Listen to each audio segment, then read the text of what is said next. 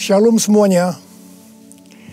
Setelah Tuhan Yesus bangkit, maka selama 40 hari Tuhan Yesus menampakkan diri kepada lebih dari 500 murid-muridnya.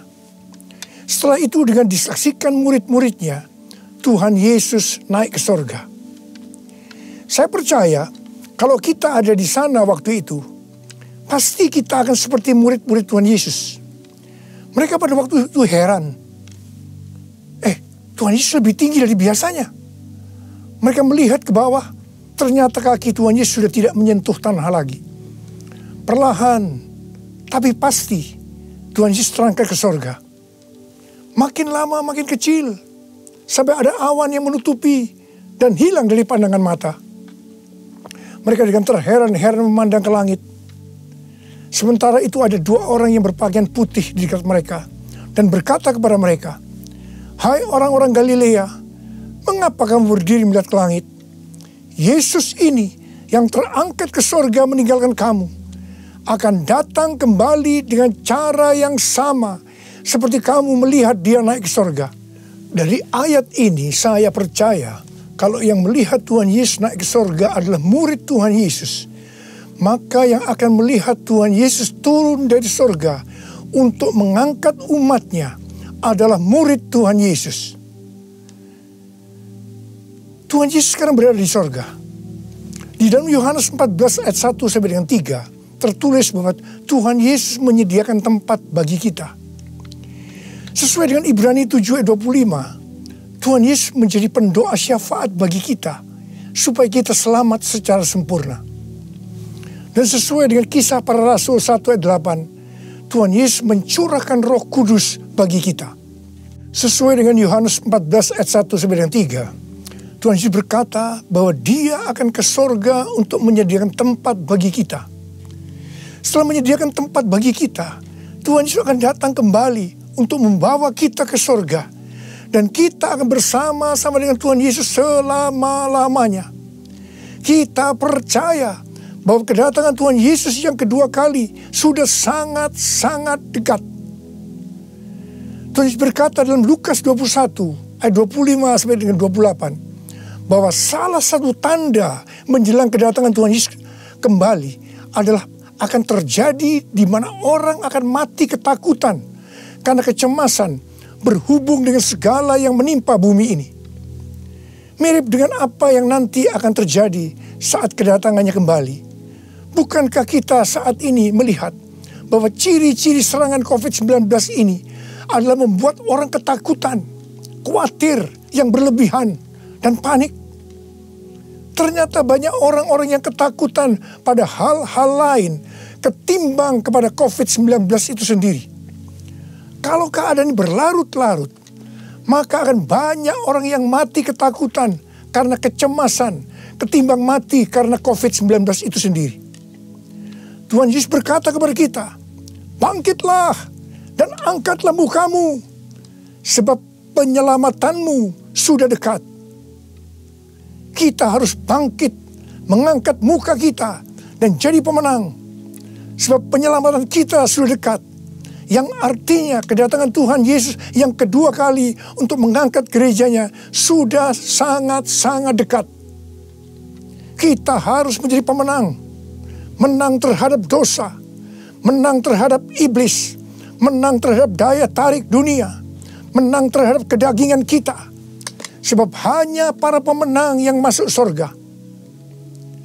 Roma 8 ayat 37 berkata, "Tetapi dalam semuanya itu, aku lebih daripada orang-orang yang menang, oleh Dia yang telah mengasihi aku." Kita akan mengingat tuntunan Tuhan selama ini yang membuat kita menjadi pemenang melawan pandemi COVID-19 dengan segala dampaknya. Tuntunan yang pertama, kita disuruh puasa selama 40 hari. Kemudian ditambah 51 hari lagi, yaitu sampai dengan tanggal 30 Mei 2020. Tuntunan yang kedua, kita harus melakukan seperti yang tertulis dalam 2 Tawarikh 7 ayat 14, yaitu kita harus merendahkan diri, berdoa, mencari wajah Tuhan, serta berbalik dari jalan-jalan yang jahat. Tuntunan yang ketiga, gereja harus membuat mezbah doa, pujian dan penyembahan dengan membayar harga. Yaitu gereja harus bersatu. Gereja tidak boleh saling menjelekkan. Gereja tidak boleh saling menyerang. Gereja tidak boleh saling menghakimi. Gereja tidak boleh saling menuduh. Dan tuntunan yang keempat, kita diminta untuk memperkatakan Mazmur 91 karena kita percaya. Dan tuntunan yang kelima, kita diminta untuk menghardik COVID-19 dan badai krisis ekonomi dengan berkata, diam, tenanglah di dalam nama Tuhan Yesus. Dan tuntunan yang keenam, kita berdoa agar nubuatan para nabi tentang COVID-19 digenapi. Dan tuntunan yang ketujuh, kita harus lebih banyak berdoa dan memuji dan menyembah Tuhan. Dan tuntunan yang kedelapan, kita harus memberi. Kita harus menabur.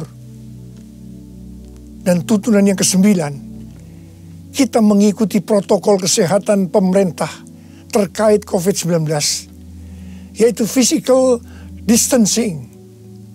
Di rumah saja, memakai masker, mencuci tangan dengan benar, dan meningkatkan imunitas tubuh. Dampak pandemi COVID-19 saat ini adalah kita mulai memasuki krisis ekonomi dunia, termasuk Indonesia. Ini yang benar-benar harus kita doakan, karena ini bisa memicu krisis sosial. Tuhan sudah memberikan cara supaya kita menang terhadap dampak krisis ekonomi, yaitu dengan cara kita harus memberi, kita harus menabur.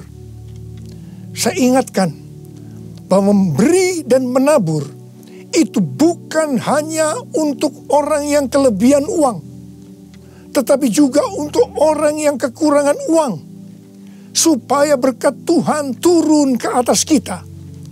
Sebab Alkitab berkata, berilah, maka engkau akan diberi. Saya ingat waktu Tuhan menyuruh saya membangun gedung SICC yang relatif besar.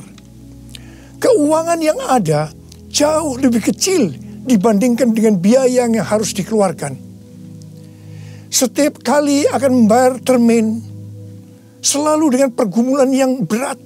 Sebiasanya Tuhan izinkan last minute, baru ada uang untuk membayar.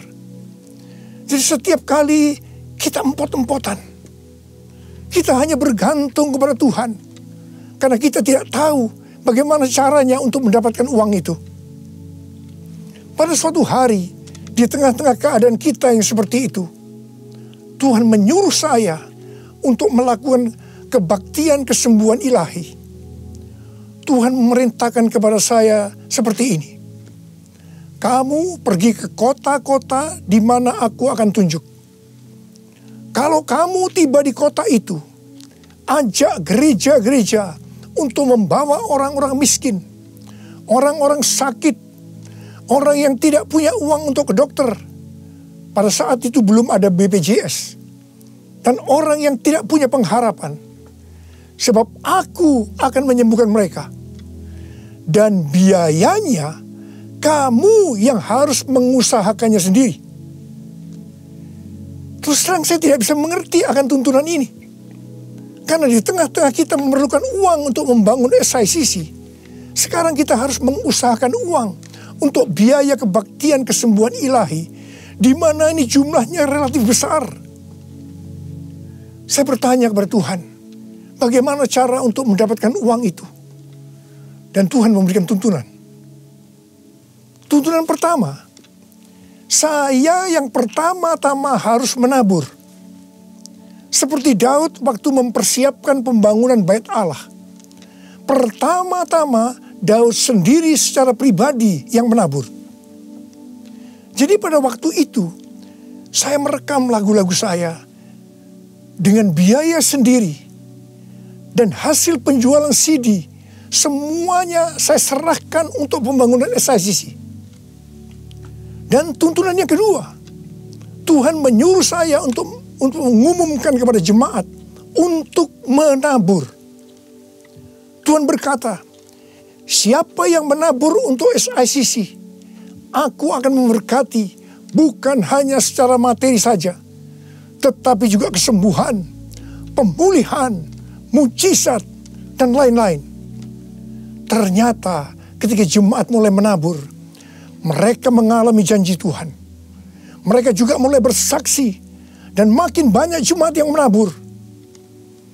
Jadi SICC ini dibangun tidak melalui penggalangan dana, tidak melalui pinjaman bank, dan sampai terakhir tidak ada hutang.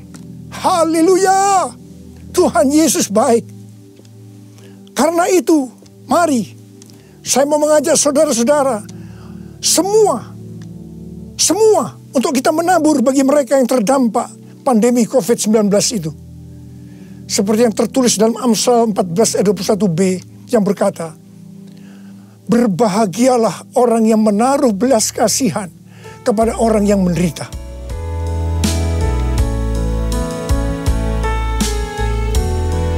Nyanyi Hosana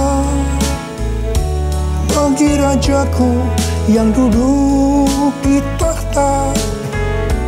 Aku muliakan dan ku agungkan, Kau layak disembah. Ku nyanyi Hosana bagi Rajaku yang duduk di tahta.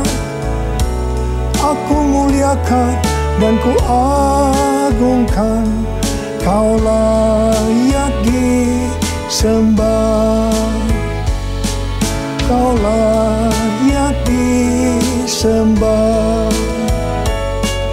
Kau layak disembah.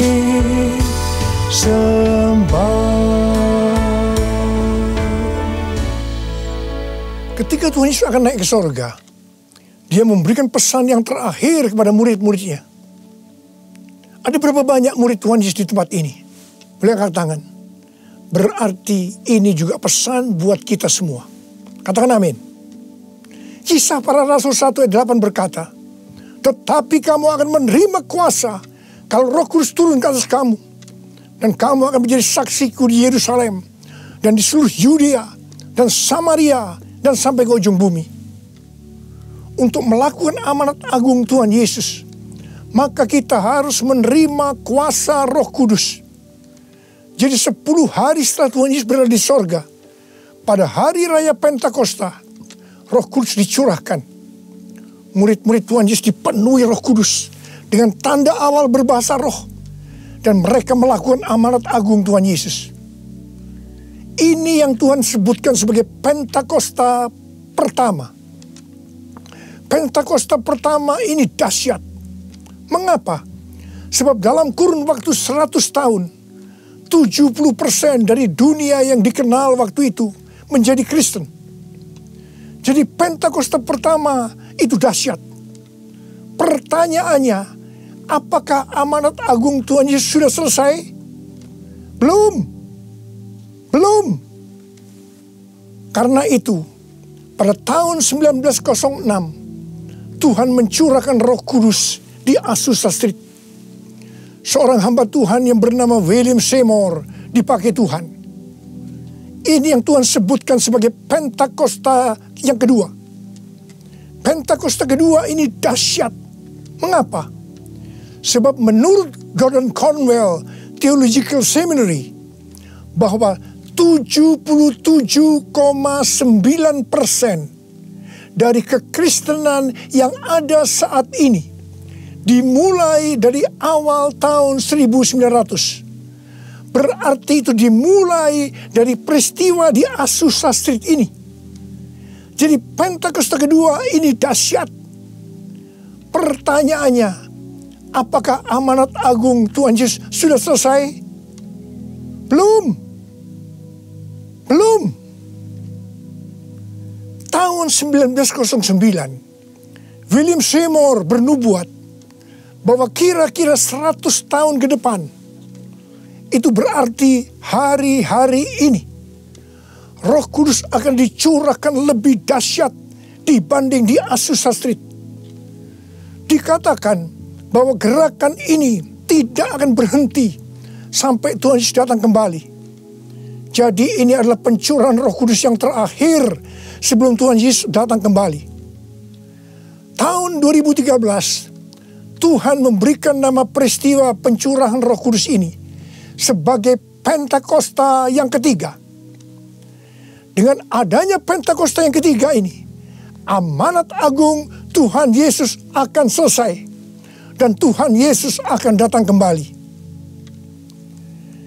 Dalam acara Trumpet Call tanggal 15 April 2020 di Indonesia, Cindy Jacob dan Chuck Pierce bernubuat untuk Indonesia.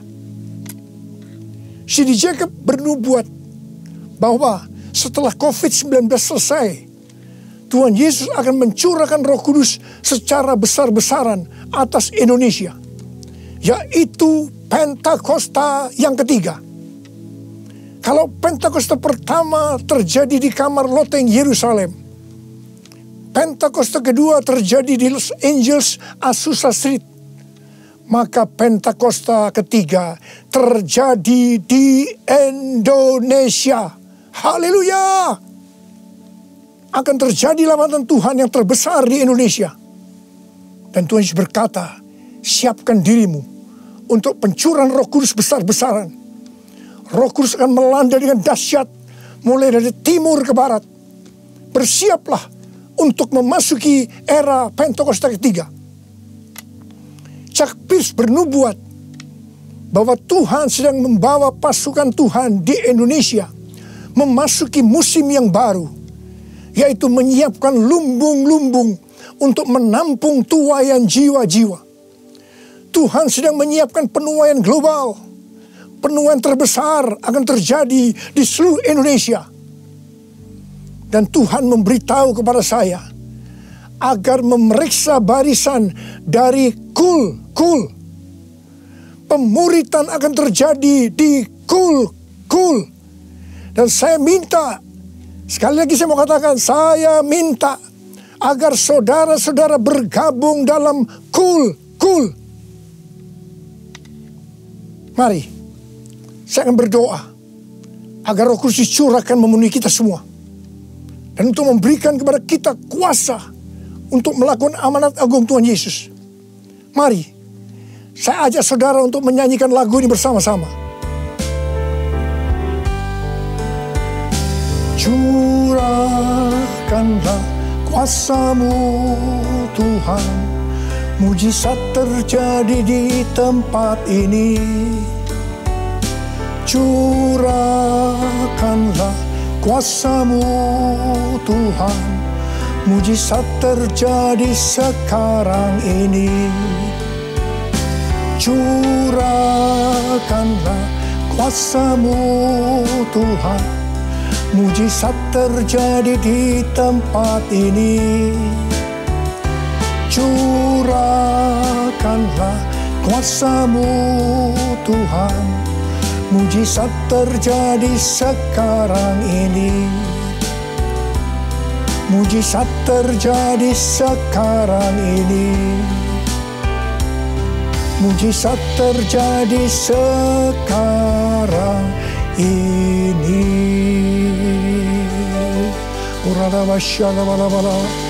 Berbahasa roh. Berbahasa roh saat ini. Berbahasa roh dengan kuat. Berbahasa roh, berbahasa roh.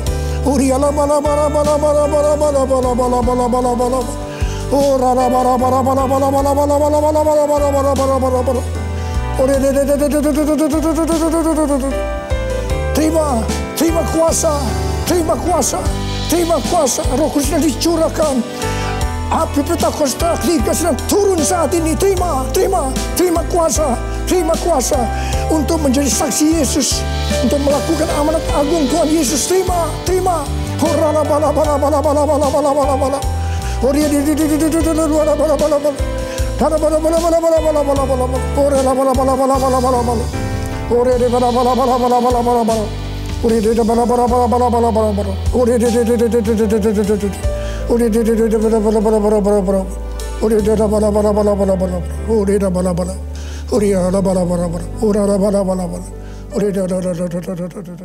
Saudara-saudara, kita akan masuk ke dalam perjamuan kudus.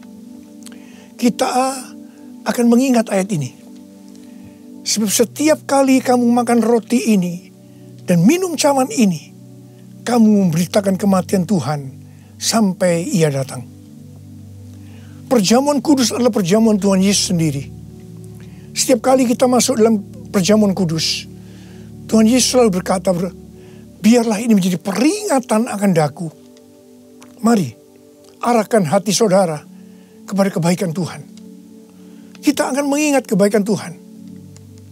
Mari, tundukkan kepala. Siapakah kami ini ya Tuhan? Sebelum kami mengenal Engkau, kami semua orang-orang berdosa. Upah dosa adalah maut, mati. Tapi Engkau yang tidak berdosa telah dijadikan dosa oleh karena kami. Engkau harus turun dari sorga mulia, mati ganti kami dengan penderitaan yang luar biasa. Sungguh kalau kami pikirkan ya Tuhan, betapa baiknya Engkau itu. Engkau jadikan kami sebagai anak-anak-Mu. Engkau tuntun kami, Engkau bela, Engkau lindungi, Engkau tegur kalau kami salah. Itu Engkau ya Aba, itu Engkau ya Tuhan. Saudara, Tuhan akan memberkati saudara melalui perjamuan kudus. Tapi Tuhan mau agar kita makan dan minum dengan cara yang benar. Karena itu masing-masing sekarang berdoa. Introspeksi. Lihat keadaan dirimu masing-masing. Jangan menyimpan dosa. Mari. Lihat keadaan diri saudara.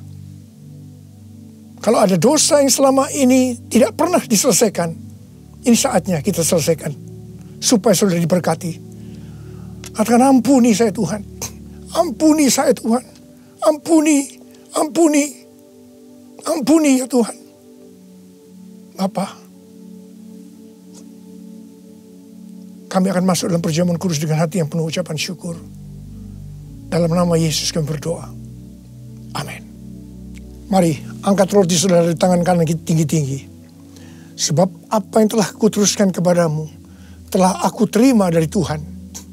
Yaitu bahwa Tuhan Yesus pada waktu malam Ia diserahkan, mengambil roti. Dan sesudah itu Ia mengucap syukur atasnya. Dia memecah-mecahkannya dan berkata, inilah tubuhku yang diserahkan bagi kamu.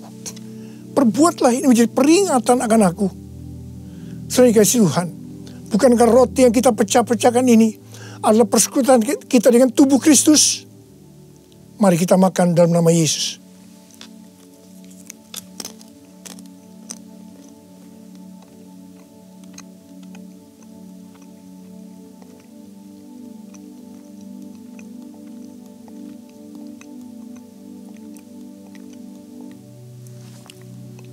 Mari, angkat cawan di tangan kanan saudara tinggi-tinggi.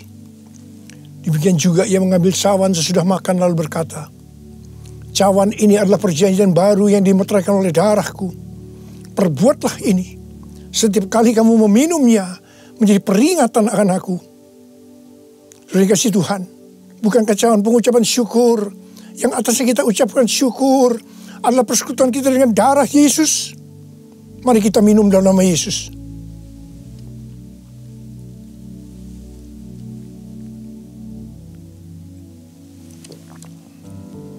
Oh Tuhan, terima kasih. Katakan terima kasih. Dengan suara, ucapkan terima kasih kepada Tuhan. Ucapkan terima kasih kepada Tuhan. Mari saudara, angkat tangan saudara. Oh rarabasya karabalabala. Tuhan terima kasih buat kebaikan Tuhan. Tuhan terima kasih buat kebaikan Tuhan. Tuhan terima kasih buat kebaikan Tuhan. Terima kasih, terima kasih. Kalau kami ada sebagaimana kami ada saat ini ya Tuhan. Semua karena kemurahan Tuhan. Tuhan terima kasih. Berkat-Mu melimpah buat anak-anak-Mu. Terima kasih buat penjagaan-Mu selama ini. Perlindungan-Mu terhadap anak-anak-Mu ya Tuhan. Sehingga hari ini, pada hari peringatan kenaikan Tuhan Yesus ke sorga, kami boleh mengadakan perjamuan kudus bersama-sama. Tuhan, berkat-Mu melimpah buat anak-anak-Mu. Jika ada yang sakit Tuhan, hamba berdoa buat mereka, sembuh dalam nama Yesus. Sembuh dalam nama Yesus. Terima mujizat Tuhan. Terima mujizat Tuhan. Tuhan, Engkau sendiri juga menjaga anak-anak-Mu. Tidak ada yang krisis secara ekonomi Tuhan. Engkau mencukupkan mereka, malah memberikan hidup yang berkelimpahan buat mereka. Tuhan, terima kasih. Terima. Kang terima. Terima. Terima. Terima. Terima. Terima kasih ya Tuhan. Terima kasih. Terima kasih. Terima kasih Yesusku. Terima kasih Yesusku. Puji syukur hanya bagi Tuhanku. Terima kasih Yesusku. Terima kasih Yesusku. Puji syukur hanya bagi Tuhanku. Puji syukur hanya bagi Tuhanku. Puji syukur hanya bagi Tuhanku. Mari angkat tangan saudara. Terimalah berkat Tuhan. Kasih karunia yang berlimpah-limpah daripada Allah Bapa di dalam Anak yang tunggal Yesus Kristus. Persekutuan yang manis dengan Roh Kudus menyertai saudara sekalian mulai hari ini sampai Tuhan Yesus datang menjemput kita di awan-awan dan bahkan sampai selama-lamanya. Yang percaya bersama-sama katakan amin.